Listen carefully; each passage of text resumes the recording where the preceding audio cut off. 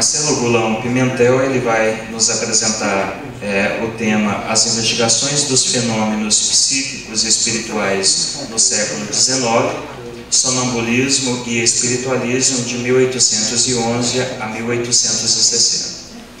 O Marcelo ele é historiador pela UERJ, especialista em História Moderna pela Universidade Federal Fluminense e mestre em Saúde pela Universidade Federal de Juiz de Fora. Tendo trabalhado na linha de pesquisa de História e Filosofia das Pesquisas em Espiritualidade. Atualmente ele cursa doutorado no programa de pós-graduação em História Política da UERJ e tem apresentado trabalhos em diversos eventos organizados por instituições ligadas à História, como a Associação Nacional de Pós-Graduação em História e a Associação Brasileira de História das Religiões, ABHE. Então, com você, a palavra do Marcelo, você tem 30 minutos. E só um esclarecimento, esse ano a gente está adotando uma formatação um pouquinho diferente, que a gente não tem espaço para perguntas imediatamente após as apresentações. Todas as 11h30, com todos os participantes dessa manhã. Então, eu peço a gentileza a vocês que anotem as dúvidas, as provocações ou as contribuições de vocês, porque daí a gente vai ter um momento em bloco com todos os apresentadores para que isso seja efetivado. Então, com você, Marcelo, a sua apresentação. Muito obrigado, Gilson. Eu gostaria, antes de agradecer agradecer por estar aqui hoje e dizer que, estava comentando com o Jader Sampaio há pouco, que foi graças ao UNILIP 2009 que eu iniciei o meu mestrado, que resultou na minha dissertação, aqui eu encontrei o Alexander, que já era um conhecido, um amigo, mas aqui eu pude apresentar meu projeto inicial e ele aceitou e me convidou para ir para a Federal de Juiz de Fora, para cursar o mestrado lá, eu que sou de Magé, no Rio de Janeiro. Então, e hoje eu estou aqui apresentando justamente o resultado desse primeiro encontro, que foi justamente aqui no ILIP, há 7 anos atrás, não é mesmo? Bem, essa apresentação é resultado do primeiro capítulo da minha dissertação, que também foi publicado recentemente na revista História, Ciência e Saúde, da Fundação Oswaldo Cruz, que publica artigos científicos em História da Saúde em português e inglês, e é uma das principais revistas na área do Brasil. Então isso mostra um pouco o interesse acadêmico que tem sido despertado nos últimos 20 anos, né, pelo tema de pesquisa que a gente faz, né, de forma amadora, né, muitas vezes, né, por gosto em pesquisar. Então a gente vê o interesse da academia nesse tema e isso é um motivo de grande felicidade.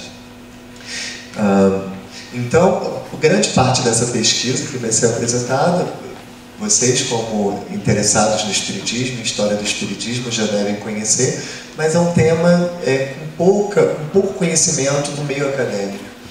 Então, eu vou fazer um panorama das pesquisas em mediunidade, que na academia a gente usa o termo fenômenos psíquicos ou espirituais, e nesse panorama, apesar de ser um tema que a gente já conhece um pouco, foi bastante surpreendente de ver quantas pesquisas que eram desenvolvidas na época, antes do Kardec, e como que essas pesquisas influenciaram ramos da ciência da mente, como a psiquiatria e a psicologia, né, que é uma coisa que nem mesmo os especialistas na área têm conhecimento, infelizmente.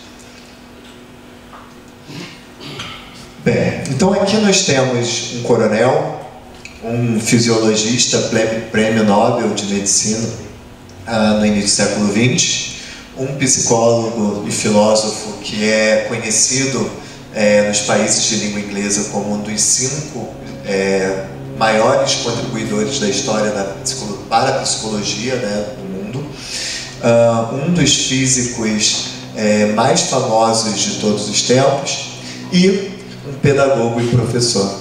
O que esses homens de ramos tão diferentes têm em comum?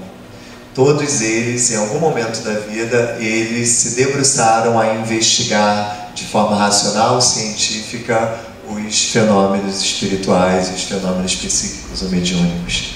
Estou falando do Marquês de Puységur, do Charles Richer, do William James e do Michael Faraday, além do próprio Allan Kardec.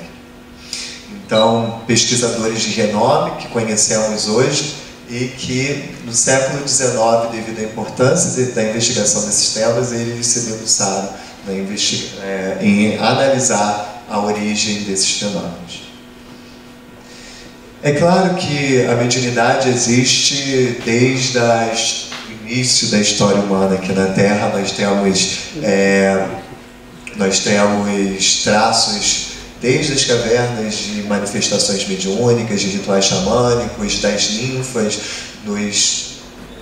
e dos oráculos na Grécia e Roma, a Bíblia permeada de manifestações mediúnicas, então, que acompanha a história da humanidade, mas no século XIX nós temos eventos que propiciaram uma série de pesquisadores, de filósofos naturais que estavam se instituindo como cientistas a investigar esses fenômenos e dar explicações racionais sobre aquelas manifestações que intrigavam tanto a sociedade.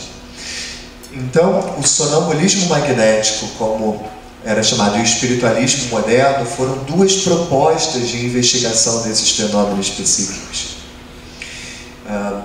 Lembrando que antes do Kardec, o Kardec foi o maior divulgador, acompanhando os textos do século XIX, o Kardec foi o maior divulgador da palavra mediunidade, né, na Europa e depois do mundo. Né? Antes, os médiuns eram conhecidos como sonâmbulos.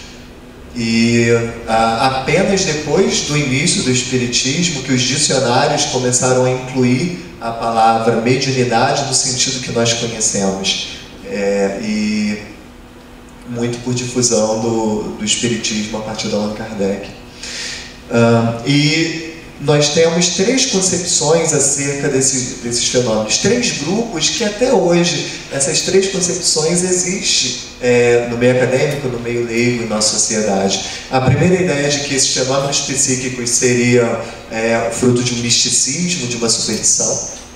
A segunda ideia é que esse tipo de fenômeno abriu uma nova abordagem para a mente humana, uma nova exploração do que se conhecia a respeito da mente humana.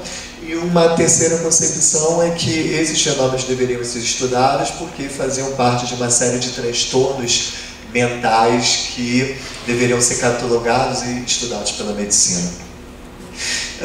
Ainda assim, essas pesquisas são muito pouco conhecidas pelo meio acadêmico, como eu disse antes, apesar de sua relevância.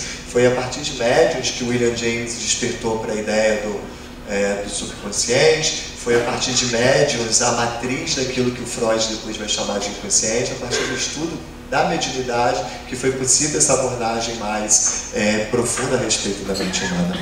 Então, o objetivo desse artigo foi justamente, e desse capítulo, foi justamente fazer um panorama dessas principais pesquisas. O marco inicial em 1811, quando foi publicado o livro do Marquês de Puységur, que era um discípulo do Mesmer, até 1860, quando nós temos, quando surge Allan Kardec e com uma parte, com a edição definitiva do Livro dos Espíritos, que teve depois pequenas alterações, mas que o seu conteúdo principal foi mantido. Então, o sonambulismo magnético é decorrente direto do mesmerismo ou do magnetismo animal, que vem do Franz Anton Mesmer, no final do século XVIII, o médico austríaco. Ele promove essa terapia e nessa, segundo a teoria do Mesmer, a ideia era que os corpos humanos teriam um fluxo magnético, né, um magnetismo animal, e que a doença seria causada pela interrupção desse fluido. Então, caberia aos magnetizadores ou mesmeristas justamente restabelecer o fluxo do fluido magnético no corpo de seus pacientes. Contudo, durante esse processo, que poderia ser por imposição das mãos ou por uso de varetas, né, de magnetos, havia crises, né, convulsões e muitas vezes o estado alterado de consciência, né? O paciente entrava em transe e algumas vezes despertava uma outra personalidade. Você vê que eu estou usando aqui os termos técnicos que a gente usa na academia, na Universidade do Meio Leigo, né?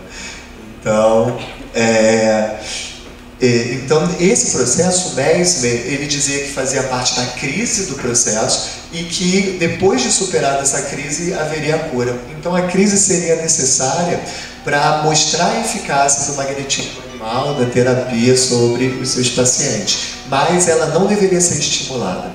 Até que um de seus primeiros discípulos, o Marquês de Puységur, ele decide investigar justamente essa crise, justamente esse momento que ele chama de sonambulismo magnético. E nesse processo ele desenvolve uma terapia em que o paciente seria capaz de, nesse estado de sonambulismo magnético, de diagnosticar a sua própria doença e de receitar os medicamentos, né, a forma de cura dessa própria doença. Né? Em seu livro ele divulga essa possibilidade e isso gera uma série de debates entre os magnetizadores que basicamente que podemos resumir, enquadrar em 4 visões diferentes, em 4 hipóteses explicativas distintas a respeito desse fenômeno oriundo do sonambulismo magnético. A primeira seria a fluidista, a segunda a psicofluidista, a terceira a espiritualista e a última a animista. Vamos ver um pouquinho mais calma essas 4 hipóteses. A hipótese fluidista seria dos mesmeristas ortodoxos, aqueles que resumiam todo o trabalho magnético nas obras do Mesmer e seguiam a opinião do Mesmer, do próprio Mesmer, de que a prática sonambúlica seria um momento de crise, seria nociva para o indivíduo, seria um momento a ser superado e não a ser estimulado. Então, por isso, não deveria, nas sessões magnéticas, o estímulo à prática do sonambulismo magnético. A hipótese psicofluidista, que era a do Puységur e também foi seguida por um outro discípulo do Mesmer e do próprio Puységur, que é o Joseph-François Deleuze, ele desenvolve a teoria do Puységur e, durante o sonambulismo, ele informa alguns outros detalhes. Diz que esse processo sonambúlico tem diferentes gradações, que vai desde o sono magnético até, em um estado mais profundo, o surgimento de uma nova personalidade, passando pelo automatismo, né, que é a ideia de sonambulismo que a gente tem hoje, né, que as pessoas leigas têm hoje, a ideia do corpo que faz atividades mecânicas repetitivas ou que despertam durante o sono. Então são diferentes gradações, ele informa essa possibilidade, e ela seria oriunda de forças psicológicas desconhecidas.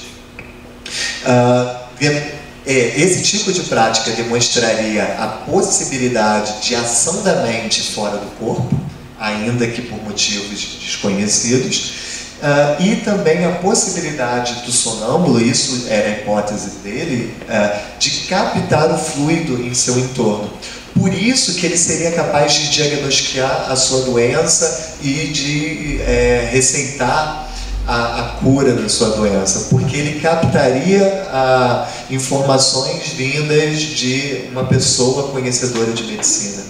Ou então havia uma superexcitação cerebral e nesse momento ela se tornaria, ela teria a inteligência aguçada e seria capaz de numa relação causal, descobrir a origem da sua doença e a receita para a sua cura. A terceira hipótese é justamente a hipótese espiritualista, que do início da década de 30 do século XIX já era especulada. Devo lembrar que o Kardec ele afirma ser um magnetista experiente, né, quando ele escreve na Revista Espírita que ele tinha um conhecimento do magnetismo desde os 18 anos. Ele vinha de 30 anos de experiência dentro do magnetismo, mas se confrontava com diferentes teorias, né? Bem, e nessa hipótese espiritualista, que não ganhou uma grande repercussão, segundo o Justino Kerner, que era um médico da região da Alemanha, né, que não tinha se constituído ainda, ele investigando uma médium que ficou conhecida como a vidente de Prevost, ele afirma que a alma humana estaria em constante comunicação com o mundo espiritual, e essa seria a causa,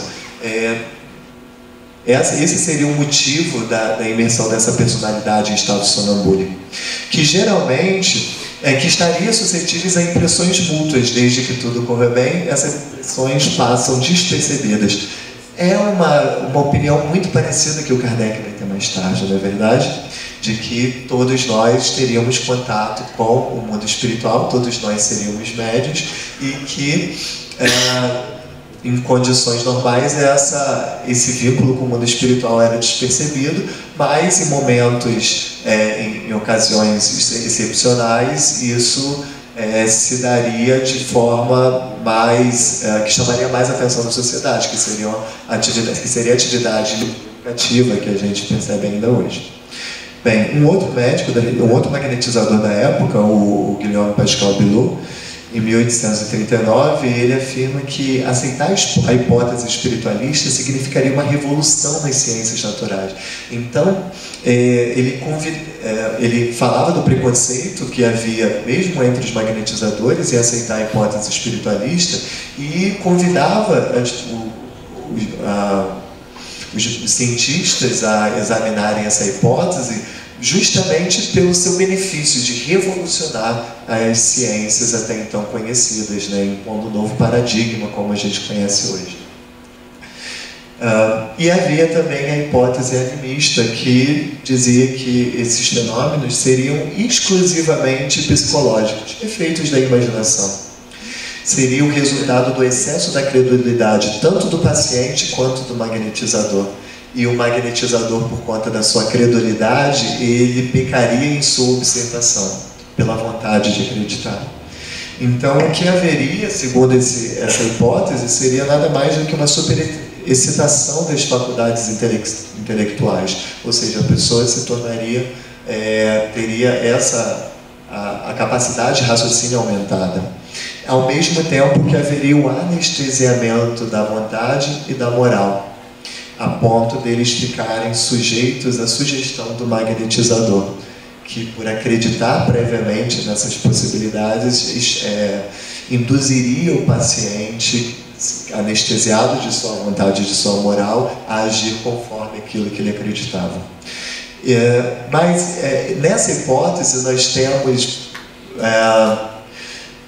pela primeira vez, ou uma das primeiras vezes, um ensaio sobre o surgimento sobre o inconsciente, sobre a atuação inconsciente da mente humana. Porque os animistas afirmavam que havia uma vontade inimiga no sonâmbulo, ou seja, uma outra personalidade imersa no sonâmbulo que despertaria nesse momento de transe, né? Então, já é uma das primeiras especulações acerca da possibilidade da mente humana não estar plenamente consciente de todos os seus atos, que era o que se acreditava até então. É claro que esse discurso dos magnetizadores chamou a atenção da sociedade. O magnetismo era um sucesso na França na primeira metade do século XIX, e isso chamou a atenção da medicina instituída. Então, a Academia Real de Medicina de Paris começa a emitir pareceres a respeito da prática da magnetização e também do sonambulismo magnético. Então, dois membros que eu destaquei aqui, o Julien Joseph Virey e o Louis Roustan, 2 membros dessa academia emitiram 2 pareceres que o Virier afirma que o magnetismo é uma superstição ineficaz, e era condizente com grande parte dos médicos do período, que o efeito seria uma hipersensibilidade cerebral que ampliaria os sentidos. Isso ele faz a partir de observações ocorridas no Hotel de Dieu, né, que ele observa a prática de magnetização de um paciente. Então, haveria uma hipersensibilidade cerebral que ampliaria os sentidos e estimularia um sentido interno que se confundiria com a presença espiritual. Então é uma outra hipótese, novamente, que está sendo especulada, de novamente a ação da mente inconsciente. O Roustan tem uma opinião diferente a respeito do magnetismo, e isso acontecia entre os médicos. Na época havia contradições, então o magnetismo geraria sim alterações no sistema nervoso que provocaria curas, mas a atividade oriunda do sonambulismo magnético, os fenômenos psíquicos, nada mais seriam do que uma sugestão do magnetizador. E esses 2 pareceres influenciaram o Dicionário de Medicina e de Cirurgia Prática, em 1934, que afirma, ao falar de sonambulismo magnético, que seria um problema funcional do sistema nervoso. Ou seja, ainda na primeira metade do século XIX, se começava a ensaiar uma série de premissas que ainda hoje permeiam a nossa sociedade a respeito da mediunidade. Bem, esse tema ele adormece de 1834, 39 até 1848. Nós não temos mais debates, né? Novas opiniões a respeito dos fenômenos psíquicos, até o evento das Irmãs Fox, que conhecemos muito bem, né? Que inaugura o espiritualismo moderno. Então, as Irmãs Fox, a Kate, a Margaret e a Anne, elas iniciam uma série, presenciam, né, e lideram uma série de fenômenos mediúnicos ocorridas nessa casa em Hydesville, em Nova York, e nesse processo elas codificam uma forma de contato com aquelas batidas que até então só geravam espanto para a comunidade local. E nesse processo de comunicação com as batidas, descobrem que seria um espírito comunicante de uma pessoa que teria sido assassinada naquele local, chamado Charles B. Hosman, que era um caixeiro viajante hospedado naquele local, que teria sido assassinado pelos donos da hospedagem, e seu esqueleto estaria enterrado naquele local. E se escava o porão e se descobre em uma das paredes esse esqueleto. Então, o excesso de informações dadas, né, a respeito desse espírito desperta um grande interesse nos Estados Unidos, que uma das historiadoras que se debruçaram sobre as Irmãs Fox afirmam que em 1850 já havia, os jornais noticiavam cerca de 10.000 adeptos ao espiritualismo moderno, né, em um tempo muito curto. A partir de 1852, os jornais franceses noticiam os eventos ocorridos nos Estados Unidos. Em 1853 chega a primeira missão, um grupo de pessoas oriundas dos Estados Unidos vão para a Inglaterra e ensinam a atividade que ficou conhecido como mesas girantes e dançantes. E isso se espalha com uma velocidade incrível. Em 1854, quase todos os países da Europa Ocidental noticiam a prática de mesas girantes em seus salões literários. E isso gera, novamente, uma série de investigações a respeito da causa das mesas girantes e dos outros fenômenos que vieram logo a seguir, como a escrita mecânica, como outras práticas que foram catalogadas também pelo Allan Kardec no Livro dos Médiuns, na verdade. Bem, então, nessas hipóteses, foram elencadas as principais, e eu utilizo aqui um olhar dos acusadores. O Kardec estabelece esse debate, né? Mas ele não localiza as pessoas com quem ele está dialogando. Então eu busquei nos livros da época com quem que fazia as acusações a respeito dos temas que o Kardec estava debatendo ali em suas obras. A ideia do charlatanismo, nós temos o Charles G. Page, que era um ilusionista norte-americano, e ele começou a frequentar as sessões das Irmãs Fox, que cobravam pelas sessões mediúnicas, e ao presenciar uma série de sessões de forma oculta, né, sem se revelar como um investigador, o Page afirma que boa parte daquelas manifestações ele poderia reproduzir muito claramente em um elemento de mágica, em um número de magia. Mas ele não conseguiria ainda achar a causa, a explicação de como que elas conseguiam responder perguntas feitas por pessoas que elas não conheciam a respeito de pessoas mortas que elas não conheciam. Mesmo sem saber responder essa pergunta, ele já garantia, era fraude. Ele tinha essa certeza, era charlatanismo. E isso despertou também o interesse de um grupo de médicos da Universidade de Buffalo, que tem uma revista, que publica uma revista, a Buffalo Medical Journal, que levantou a hipótese dos músculos estalantes. Ou seja, seria possível um movimento, a rotação óssea, né, do fêmur ou de outras partes do corpo, que geraria estalos que poderiam ser confundidos com as batidas que se alegavam ser espíritos. Bem, é uma investigação muito minuciosa. Era uma época que havia um grande pudor, então os médicos pedem que suas esposas ou parentes analisem, coloquem a mão por baixo do vestido das Irmãs Fox e amarrem também sinos nas pernas, nos braços, e de forma que, caso houvesse um movimento do músculo estalante, o sino detectaria e tocaria. Bem, é feita a sessão e o sino não toca. Ainda assim, eles chegam à conclusão, eles dizem que não foi possível, né, perceber esse caso, mas baseado em outras pessoas que seriam capazes de instalar os ossos ou os músculos, eles afirmam que essa seria a causa provável. Tem uma repercussão imediata na França. A Academia de Ciências Francesa, sem colocar a opinião que a questão foi inconclusiva, eles afirmam que os médicos de Buffalo chegaram à conclusão de que foi fraude pelo músculo estalante. Então aquilo que era especulado virou uma certeza.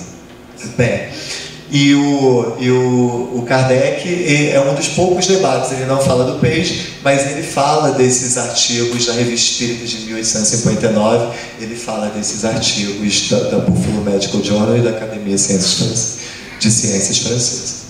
Bem, as causas físicas. Só para lembrar, o charlatanismo ainda hoje é uma das principais causas de decepção das pessoas a respeito da mediunidade, né? Até hoje existe o Randy Quaid, né, que é um ilusionista norte-americano que oferece $1 milhão para quem convencer a ele que a mediunidade, né, que a atividade psíquica é verdadeira.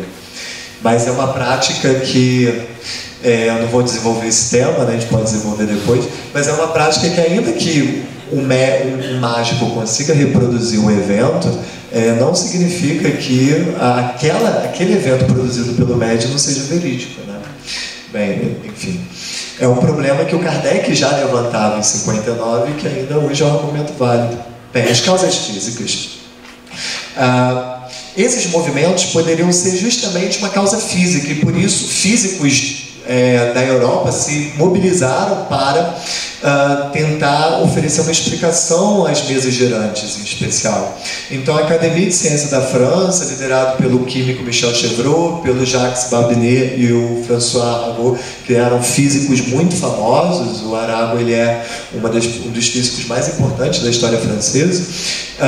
Eles informam que, em sua investigação, que esse movimento seria feito por pequenos impulsos musculares, imperceptíveis, mas ainda assim feitos pelos médios no entorno da mesa.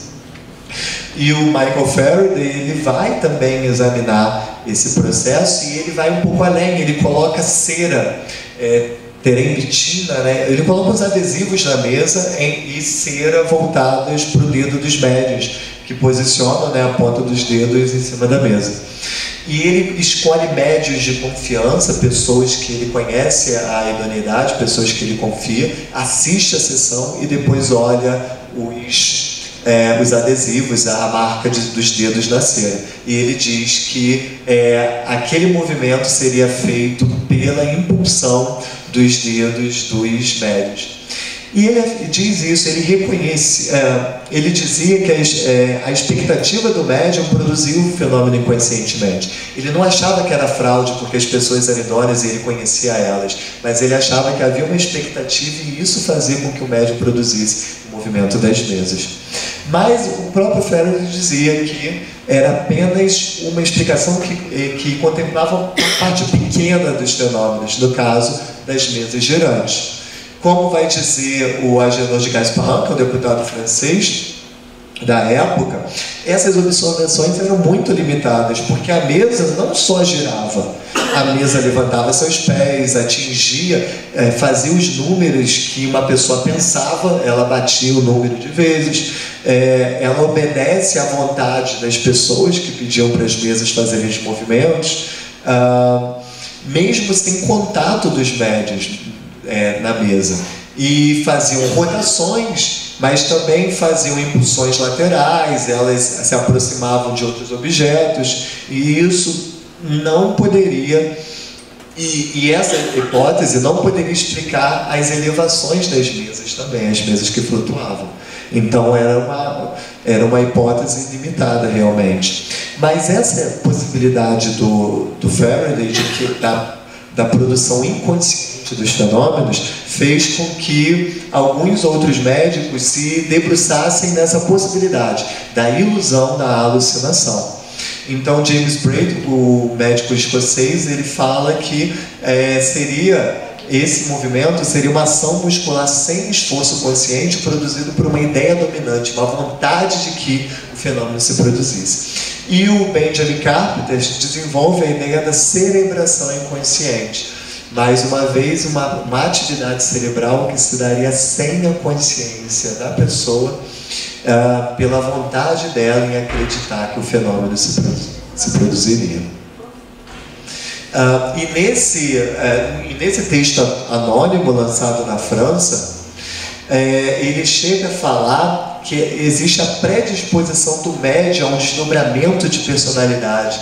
Esse texto foi tão famoso que o Pierre Janet, que foi um dos principais nomes da história da psicologia, quem faz os cursos de psicologia em alguns cursos de história menciona o Pierre Janet como um dos pioneiros, ele reconhece através desse texto que esse texto despertou a ele a ideia de que poderia haver atividade inconsciente do ser humano.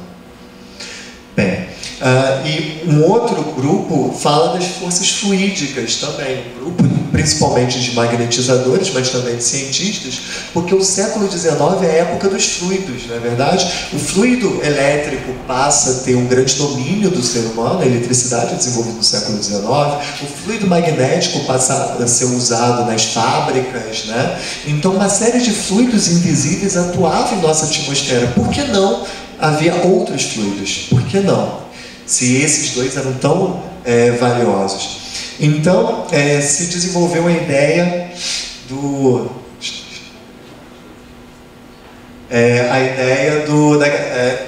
da eletricidade animal, do ser humano conduzir a eletricidade, mover os objetos através de um fluido elétrico produzido pelo corpo.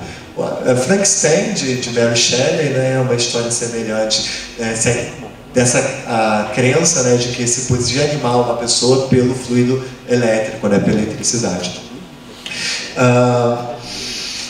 Mas também o fluido elétrico em si não animava muitos pesquisadores, porque ele não atuaria sobre a madeira, na verdade. Como fazer uma mesa se mover pelo fluido elétrico? Isso era um questionamento muito importante por parte desses pesquisadores. Não era possível conduzir eletricidade pela madeira. Então seria um novo fluido. E esse fluido seria capaz de mover objetos à distância, maior percepção mental através da ligação com o fluido de outras pessoas, captação de eventos distantes. Esse fluido seria capaz de perceber eventos em outras regiões muito distantes, explicando as premonições. Leitura da mente, esse fluido acessaria a mente de outras pessoas, dando a percepção, e a possibilidade do pensamento consciente junto com o inconsciente. Então, por isso que essa pessoa com esse fluido acharia que seria um espírito, e também a possibilidade de acessar áreas escondidas da mente, a criptomnese, ou seja, uma língua que você falava quando era criança, que tinha esquecido, mas nesse estado o fluido acessaria a mente da criptomnese. O Kardec analisa essa questão de forma bem interessante. A gente localiza alguns autores que acreditam nessa ideia, e eu vou usar não um texto do Kardec, que responde muito bem sobre isso. Eu vou usar o texto do Harvey. Ele diz: tudo bem, talvez pudessem ser atribuídos esses fenômenos psíquicos à eletricidade, ao magnetismo, ao mesmerismo ou algum outro poder, se não fosse uma dificuldade intransponível. Eles transmitem da forma mais clara e decisiva manifestações da mente. Então, se for satisfatoriamente provado que elas não vêm das mentes daqueles que estão visivelmente presentes, as manifestações, as informações, se não vêm das pessoas presentes, então elas devem vir de mentes em forma invisível, né? Que é o que a mesma possibilidade que o Kardec elabora quando ele inicia a investigação da mediunidade e quando ele desenvolve também. Então, se essas pessoas acreditavam na hipótese da atuação espiritual. O Harvey, que era um jornalista e reverendo norte-americano, dizia: espíritos glorificados, eram anjos. O Marquês de Mirville dizia: espíritos maléficos. O Abade Almiano dizia: espíritos não, um espírito maléfico, demônio. E o Allan Kardec foi um dos que desenvolveram a possibilidade de que eram múltiplos espíritos, bons, maus, mas havia tanto um quanto o outro, né? Ou seja, a hipótese poliespírita. E como que o Kardec informa que todas as teorias, as hipóteses analisadas, poderiam contemplar alguma parte dos fenômenos, mas a teoria mais abrangente que pudesse elencar todos os fenômenos seria a espírita. Por quê? É a única que explicaria médiuns analfabetos escrevendo, a ideia de pintar e desenhar habilmente sem nenhum treinamento prévio, escrever poemas sem conhecimento das regras de poesia e sem experiências prévias, falar ou escrever corretamente línguas que não conheciam nem mesmo em sua infância, escrever com letra semelhante à da pessoa comunicante sem ter visto previamente a caligrafia do falecido, e demonstrar características como caráter, humor, escolha de palavras relacionadas com o espírito comunicante que eram desconhecidos do médium. Não haveria fluido capaz de perceber em mente de pessoas desencarnadas essas informações todas. Então, para ele, a hipótese espírita era a única capaz de contemplar todos esses fenômenos observados, toda essa gama. Então, assim, a gente chega às nossas considerações finais. Como é um trabalho voltado para o público acadêmico, a gente afirma que esses fenômenos foram tema de uma intensa investigação e debate durante décadas no século XIX, durante muitas décadas, forneceram um amplo leque de experiências e objetos de investigação da mente humana, conforme a gente desenvolveu aqui. A psiquiatria e a psicologia se desenvolveram bastante graças à investigação dos médiuns, sejam através de hipóteses que não eram as hipóteses espíritas, mas puderam se desenvolver a partir dessas investigações. E essas investigações constituem parte importante da história da psicologia e da psiquiatria, que é totalmente negligenciado nas universidades, infelizmente. Se forma psicólogo e psiquiatra que ignora essas pesquisas, ignoram essas pesquisas e merecem investigações posteriores, né? Foi um estudo muito localizado, pegou França, Inglaterra e Estados Unidos, quase nada da Alemanha, mas seria muito interessante ver como esses debates se desenvolveram em Portugal, na Espanha, mais especificamente na Alemanha, na Itália, aqui no Brasil, né, em outras épocas também, já que no final do século XIX esse tipo de pesquisa começa a reduzir bastante, a sofrer muita censura, né, por parte do meio acadêmico. Okay? Então ficam abertas as novas possibilidades de exploração. Esse foi o tema do primeiro capítulo do mestrado que eu desenvolvi, e espero daqui a pouquinho a gente possa conversar um pouco mais sobre esse assunto que tanto me fez despertar tantas coisas diferentes que até então eu imaginava. Muito obrigado.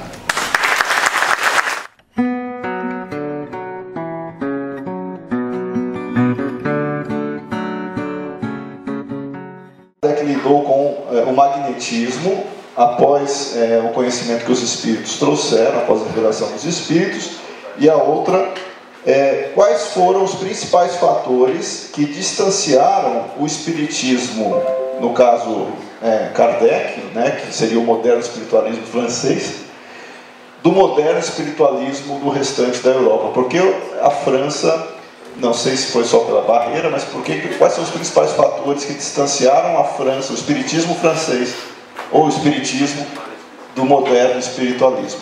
Fique à vontade na ordem da questão. É interessante que o Kardec ele tem uma proximidade muito grande com o magnetismo, e tem um artigo na Revista Espírita, Espiritismo e Magnetismo, que o Kardec relata participar de um dos banquetes que eram feitos, que eram as comemorações anuais, né? No caso era de aniversário do Mesmer. Então o Kardec, ele relatando o ponto, ele tem uma grande admiração, uma grande experiência a respeito do magnetismo, e aproveita o magnetismo dentro do espiritismo, como nós temos essa tradição bem clara.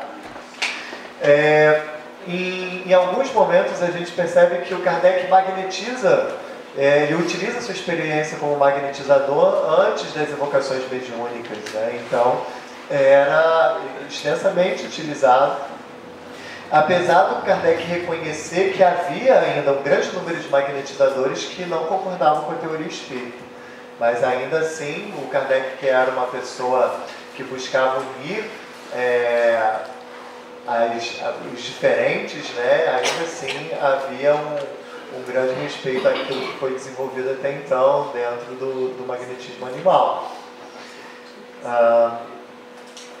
E a respeito dos demais espiritualismos, a diferença, a questão básica é a questão da reencarnação, né? E também de uma sistematização do conhecimento. O Kardec fez mais do que os outros no sentido de criar uma extensa obra buscando sistematizar aquilo que as comunicações mediúnicas eram passadas até então.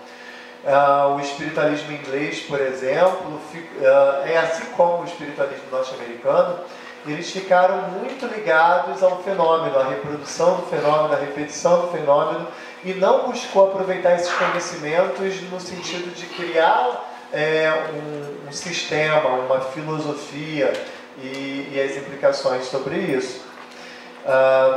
Ao mesmo tempo que há uma troca, uma crítica velada de um ao outro, os espiritualistas ingleses dizem que o Kardec ele foi relativamente ingênuo em admitir todas as manifestações mediúnicas como realmente de espíritos e aí sistematizar a sua obra, a obra espírita, enquanto Kardec dizia que enquanto os fenômenos eram reproduzidos e o conhecimento não era gerado, nós não tínhamos o desenvolvimento da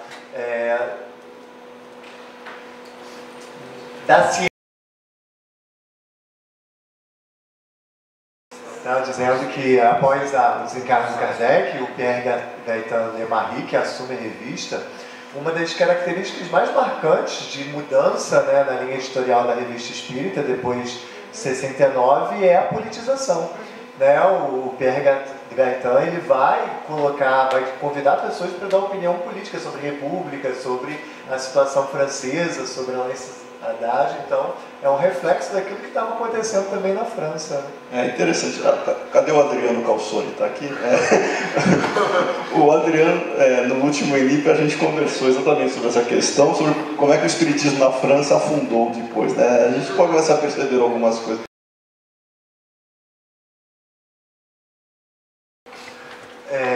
Bem, até dando continuidade, eu acredito que o trabalho em história oral deva ser feito. Eu acho que a proposta do Adolfo é fundamental que houvesse realmente um registro das comunicações mediúnicas para que pudessem ser analisadas não só por historiadores, mas também por psicólogos, por outros antropólogos, sociólogos, que é muita matéria-prima, né, muita fonte que pode ser analisada. Eu sou mais velha guardista assim, em relação ao Adolfo. Eu acho que existe a subjetividade, é claro, a gente não pode negar a subjetividade, mas é necessário, muito importante que haja objetividade. Eu imagino, recentemente, o NUPES, né, que, aliás, está comemorando 10 anos, né, essa semana, que é um núcleo de pesquisas em espiritualidade e saúde, lá na UFJF, da Federal de Juiz de Fora, que é o principal núcleo acadêmico de divulgação de trabalhos de espiritualidade e saúde do Brasil.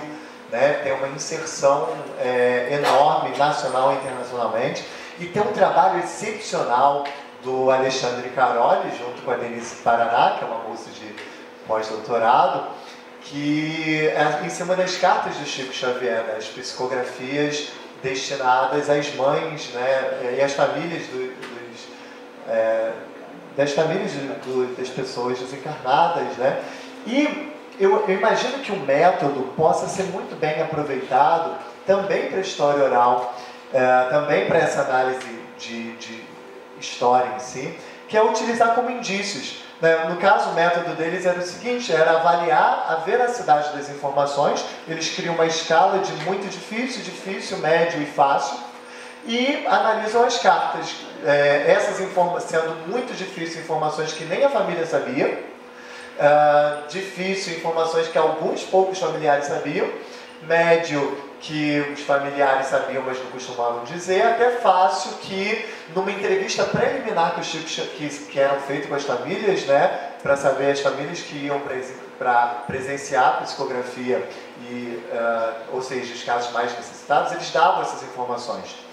E é impressionante que nessa análise, né, uma grande parte, um grande percentual, eu não estou bem lembrado, mas se não me engano era 10% de muito difíceis, cerca de 20% de difíceis, ou seja, na análise dessas cartas, das centenas de cartas, havia sim informações muito difíceis que não se dizia foi um espírito, mas que se colocava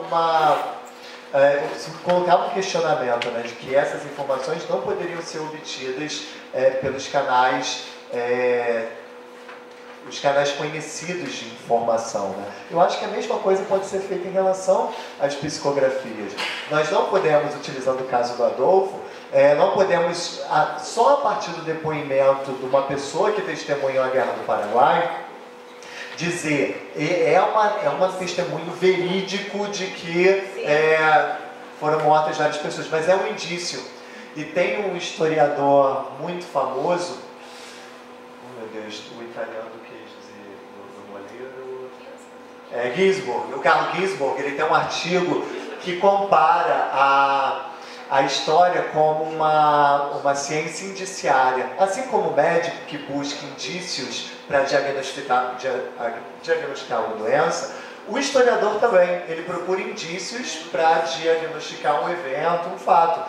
Então, é um indício inicial, esse depoimento, essa psicografia, que pode nos levar a deslumbrar um momento importante da Guerra do Paraguai, mas para isso tem que ser conciliado com as fontes da própria época, né?